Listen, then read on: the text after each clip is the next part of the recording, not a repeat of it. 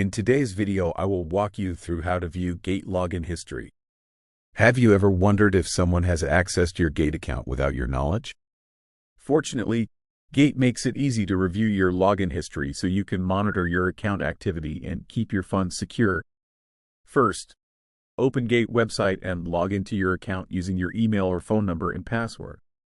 If you have two-factor authentication enabled, complete the verification process to access your account. Once you're logged in, tap on your profile icon in the upper corner of the screen. This will open your account menu, where you'll find various account settings and security options. Next, navigate to Security. This is where Gate lets you manage important security features like your password, two-factor authentication, anti-phishing code, and login activity. Scroll down to the bottom and look for Security Logs and tap on it. You'll now see a list of recent login attempts associated with your account.